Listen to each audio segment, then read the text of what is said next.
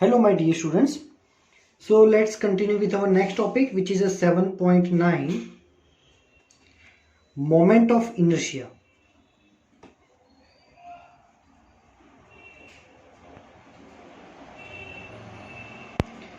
Now pay attention.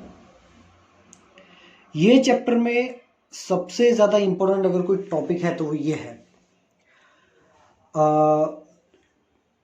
NEET और JW में भी ये चैप्टर में से क्वेश्चंस जो भी आते हैं उसमें से majority her bar moment of inertia के कंसेप्ट पे से ही होते हैं। ठीक है, तो क्या होता है ये moment of inertia?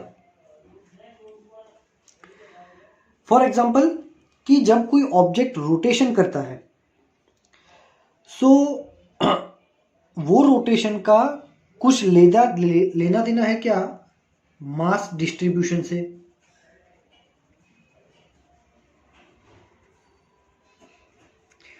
For example कि ये ऑब्जेक्ट है, ठीक है, इमेजिन करो एकदम यूनिफॉर्म सिलेंडर है, यूनिफॉर्म ऑब्जेक्ट। अभी ऐसे ऐसे रोटेशन कर रहा है, ठीक है, this one is rotating like this. So right now its mass distribution is totally uniform. But कभी कभी कुछ ऑब्जेक्ट ऐसे होते हैं कि जिसके यहाँ पे मास ज्यादा होता है, यहाँ पे मास कम होता है। Mass is not uniformly distributed. So वो केस में क्या उसके रोटेशन पे कुछ डिफरेंस आएगा क्या? एंड वन मोर थिंग, एक ही ऑब्जेक्ट कितने टाइप से घूम सकता है? फॉर एग्जाम्पल कि ये ऑब्जेक्ट ऐसे भी घूम सकता है, that means it is performing circular motion around this axis. ये एक्सिस जो उसके इसमें से पास हो रही है। अगर ऑब्जेक्ट ऐसे गोल गोल घूम रहा है तो उसकी एक्सिस ऐसे है। So one object can also rotate in so many types. First of all we will see there is a relation of rotation with the mass distribution.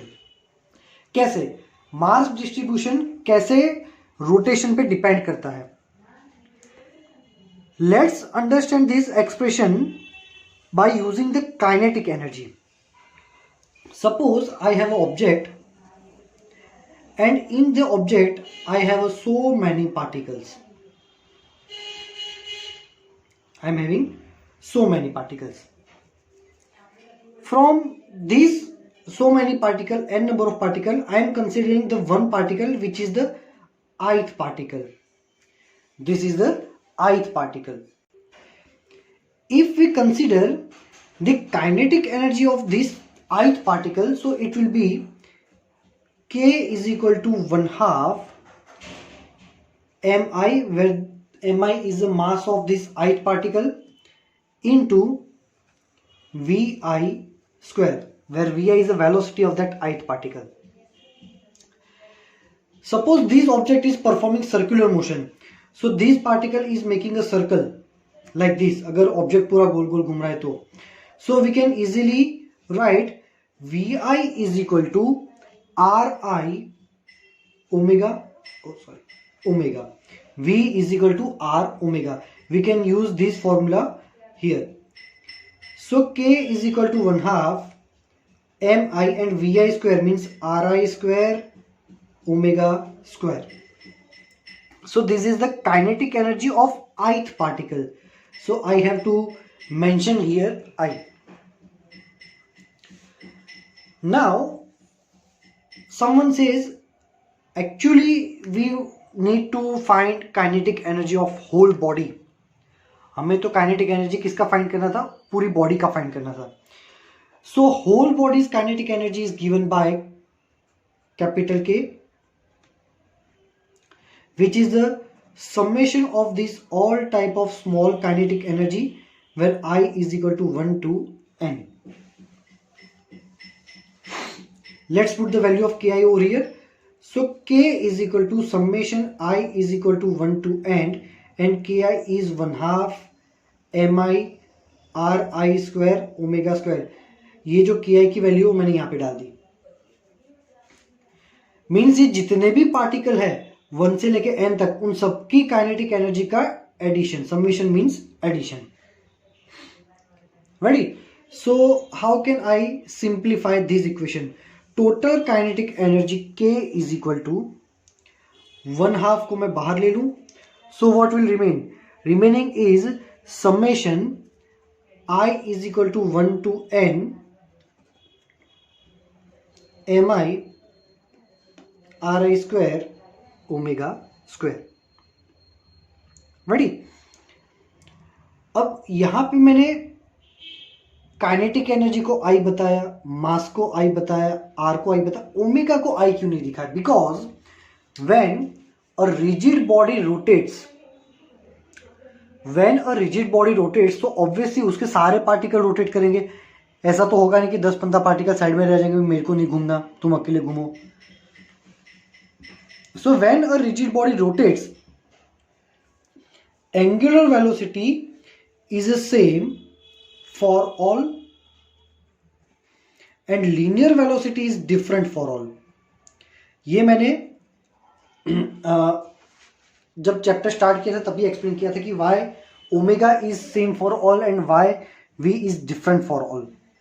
सभी की एंगुलर वेलोसिटी सेम है, that's why I have written over omega. ठीक है, चलो अब यहां पे हम क्या करेंगे भी, ये ओमेगा को भी बाहर ले लेते हैं. सो यहां से ओमेगा स्क्वायर को अगर बाहर ले ले तो 1/2 ओमेगा स्क्वायर बाहर आ गया. So remaining step is this. This step summation I is equal to 1 to n mi ri square is known as the I, where I is a moment of inertia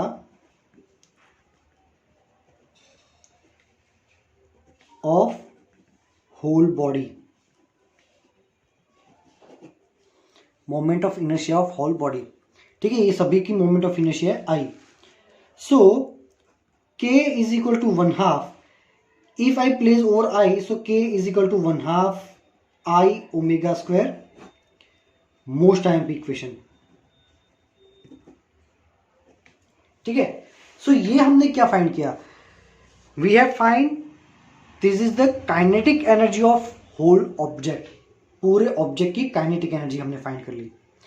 kinetic energy का formula actual में हमने क्या देखा था? In the one dimension motion it is a 1/2 mv square. This is the formula of kinetic energy which is used in the linear motion chapter. ठीक है, when we compare these two formulas, kinetic energy is equal to 1/2. Linear velocity, angular velocity, mass, moment of inertia. That means what? Extremely important, pay attention. The role of mass will be played by I, which is moment of inertia in rotational motion.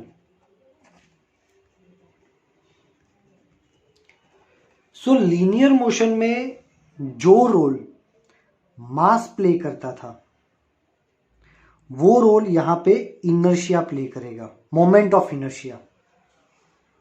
ठीक है, so in previous lecture what we had seen, mass is nothing but mass is the inertia.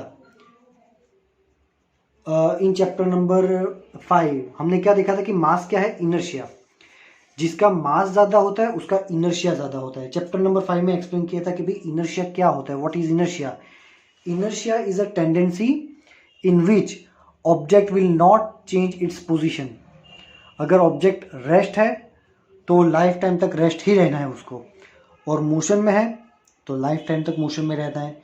ये property कि अपनी position जो है वही रखनी है, चेंज नहीं करनी, इस प्रॉपर्टी को बोलते हैं इनर्शिया.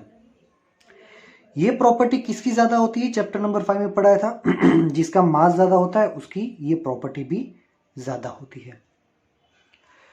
लीनियर मोशन में मास का रोल ये है, हैवी ऑब्जेक्ट अगर रेस्ट पोजीशन में है तो उसको फोर्स लगा के तुम इजीली नहीं खींच सकते, बट लाइट ऑब्जेक्ट को थोड़ा सा फोर्स लगा के भी खींच सकते हो। तो हैवी ऑब्जेक्ट का मास ज़्यादा, उसका इनर्शिया ज़्यादा, है ना। अब वही रोल ये प्ले करेगा काइनेटिक एनर्जी में, ये रोटेशन मोशन में क्या हो जाएगा, moment of inertia. So moment of inertia भी ऑब्जेक्ट के रोटेशनल मोशन को कंट्रोल करेगा। For example, if suppose you have a wheel and the wheel is very heavy, extremely heavy, this wheel is extremely heavy, so इसका moment of inertia बहुत ज्यादा होगा।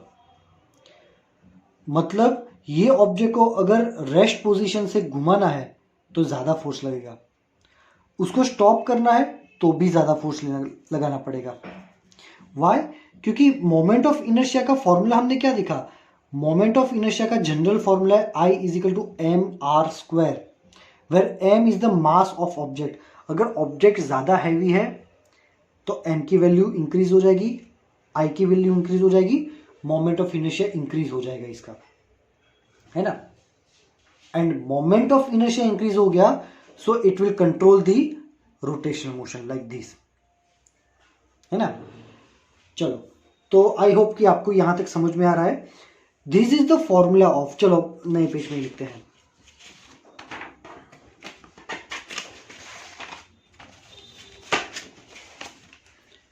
सो what is the formula, what is formula known as 1/2 I omega square?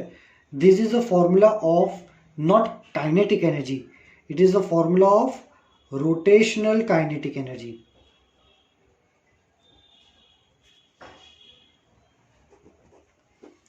It is the formula of rotational kinetic energy.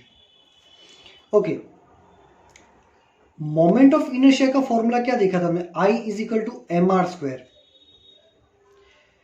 This is the moment of inertia, this is the correct formula of moment of inertia, but किसके लिए, this formula is applicable only for particle. किसी भी particle का moment of inertia find करना है तो उसका formula ये है, ठीक है। ये ऑब्जेक्ट का मोमेंट ऑफ इनर्शिया अलग से फाइंड करना पड़ेगा। डिफरेंट शेप, डिफरेंट साइज के ऑब्जेक्ट्स का मोमेंट ऑफ इनर्शिया अलग अलग होता है। फॉर एग्जाम्पल, पेज नंबर 163 पे एकदम लास्ट में दिया हुआ है ए करके कि भाई consider a thin ring of radius r।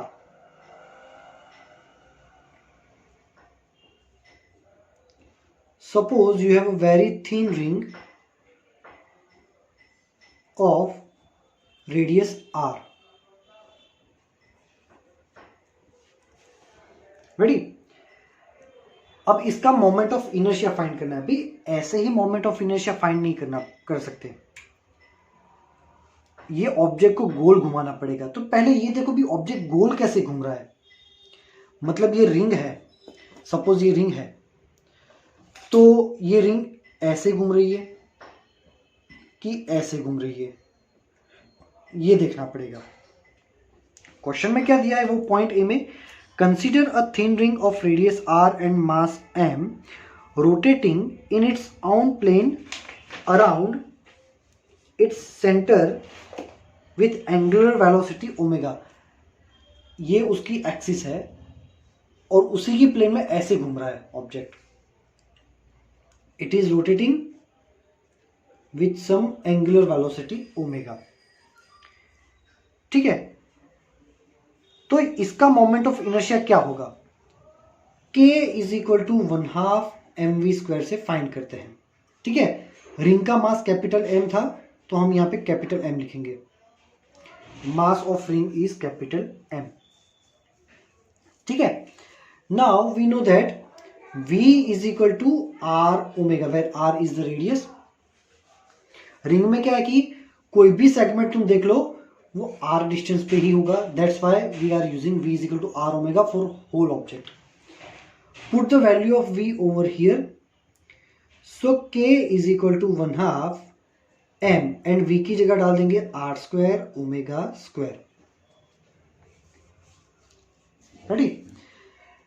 अब रोटेशनल काइनेटिक एनर्जी का फॉर्मूला क्या था, K is equal to 1/2 I omega square. अगर इसको कंपेयर करें, के की cut is equal to cut 1/2 cut omega square cut, तो बचा क्या ये, so I is equal to M R square.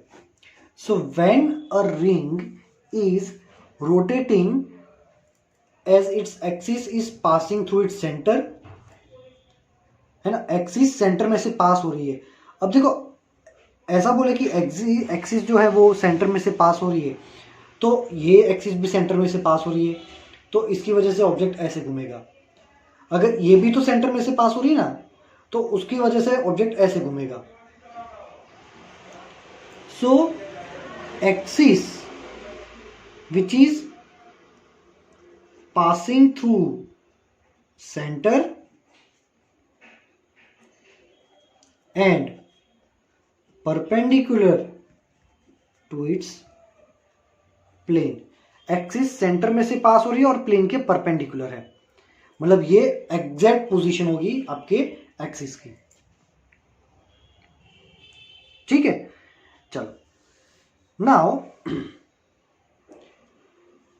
You can also verify the same thing by tables. See the page number 165. On the page number 165 you have given the different kind of objects। वो कैसे circular motion कर रहे हैं, axis कहाँ से पास हो रही है। उसमें पहला ही ऑब्जेक्ट क्या है, the circular ring of radius r, ये वाला object. And see the third column which is axis perpendicular to the plane at center। उसका जो प्लेन है उसके perpendicular and passing through the centre. तो ये जो हमने फाइंड किया है, ये इसकी मोमेंट ऑफ इनर्शिया कितनी मिली थी, I is equal to M R square. So extremely last देखो आपको आई की जगह लिखा हुआ है एम आर स्क्वायर। ठीक है, चलो now let's see the topic next case. ये फॉर्मूला से हम क्या कह सकते हैं, what can we say about moment of inertia from this formula. We can say moment of inertia depends upon the mass and depends upon the distance from the centre. अगर कोई object हल्का है तो उसका मोमेंट ऑफ इनर्शिया कम होगा, वो case में object फटाफट रोटेट होगा, फटाफट स्टॉप भी हो सकता है कम फोर्स में। जब मैंने अभी प्रीवियसली एक्सप्लेन किया वैसे। In case number B you have a rod of length L, but this rod is massless. Assume this rod is massless. अब मास ही जीरो है तो obviously center moment of inertia zero ही हो जाएगा। That means this rod is having zero moment of inertia. But the twist is that there are two spheres here and here of mass m/2, m/2. Ready? Now there are mass at the ends. मास है तो moment of inertia अब possible है। So ये case में अगर आपको moment of inertia मिलता है वो किसका होगा, ये दोनों के पूरे सिस्टम का, रॉड का नहीं होगा क्योंकि रॉड का तो मास है ही नहीं। So what will be the moment of inertia in this case. Imagine this is the rod and two particles are here. अब मोमेंट ऑफ इनर्शिया फाइंड करने के लिए ये तो देखना पड़ेगा ऑब्जेक्ट कौन सी एक्सिस के अराउंड कैसे घूम रहा है। से it is rotating like this, that means the axis is passing from the center। ready? so axis से ये distance कितना हो जाएगा L/2 और ये distance हो जाएगा L/2 क्योंकि total length हमने L डिसाइड की थी। so total moment of inertia of system, तो पहले पार्टिकल का moment of inertia, and particle का मोमेंट ऑफ इनर्शिया का फॉर्मूला क्या था, mr स्क्वायर। इसका मास है m/2 एंड सेंटर से डिस्टेंस कितना हो गया l/2 mr² plus again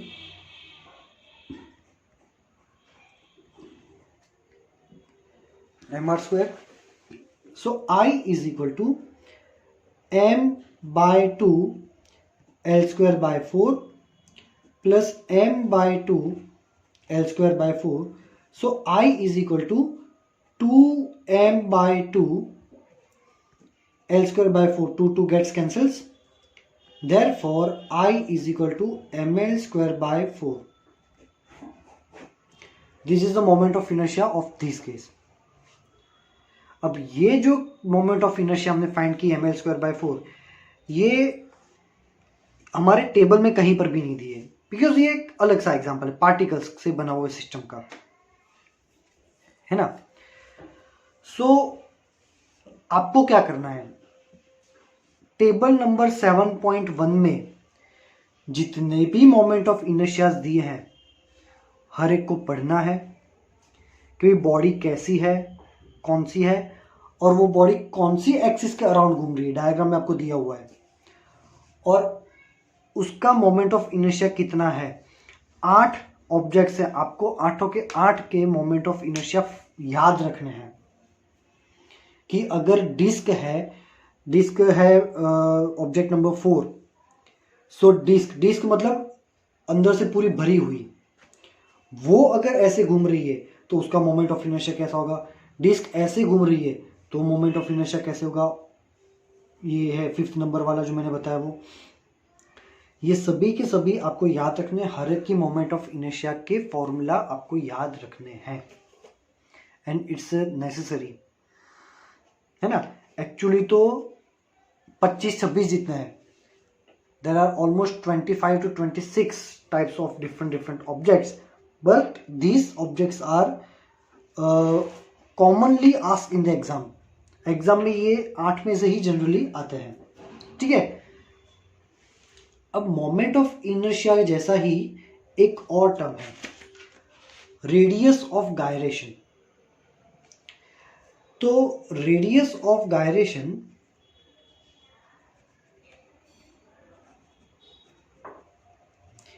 is denoted by के.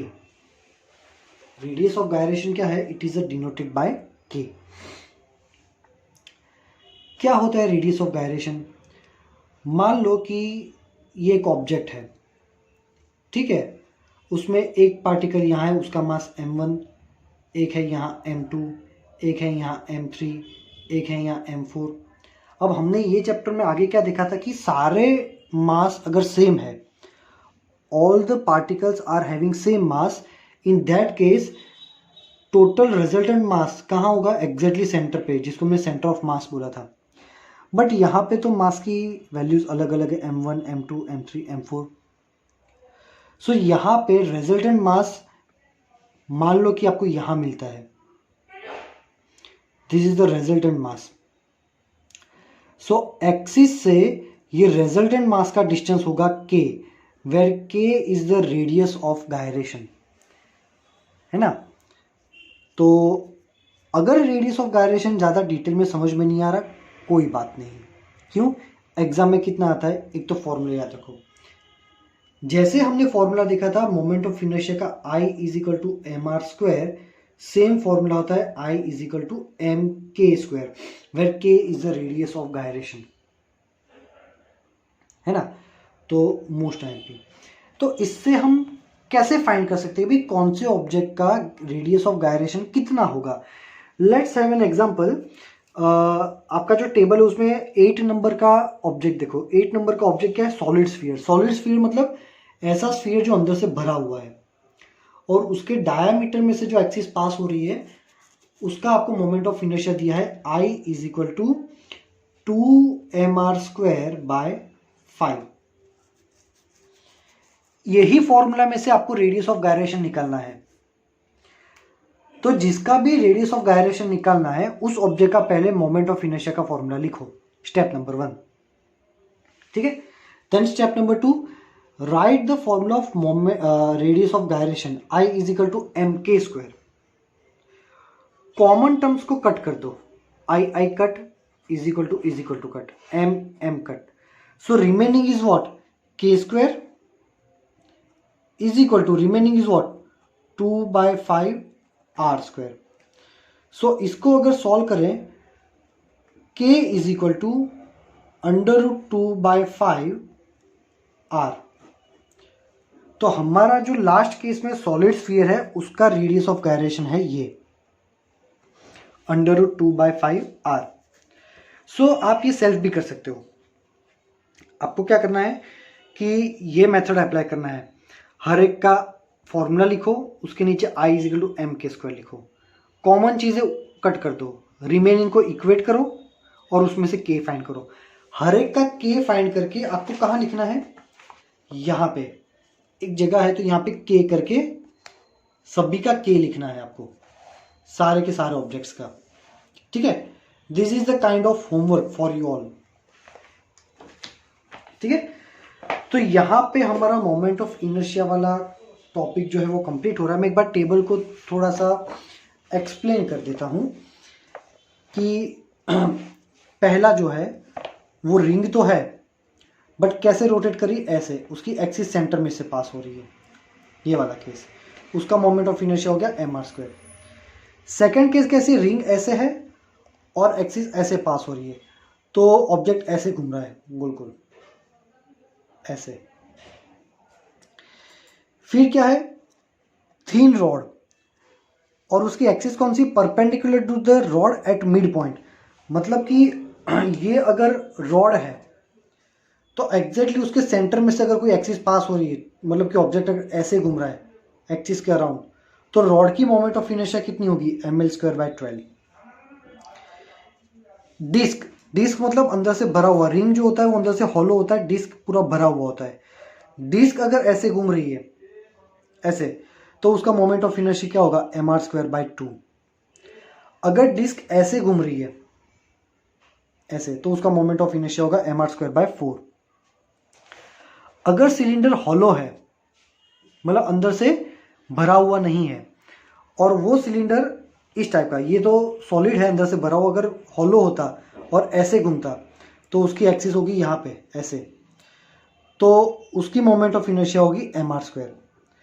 वही सिलेंडर अगर सॉलिड है अंदर से भरा हुआ है तो उसका हो जाएगा mr²/2 मोमेंट ऑफ इनर्शिया। फिर अगर आपको स्फीयर दिया है, स्फीयर कैसा है, सॉलिड, मतलब अंदर से भरा हुआ है अगर स्फीयर, तो वो हो जाएगा 2mr²/5। पर यहां पे अगर आपको हॉलो स्फीयर दिया होता,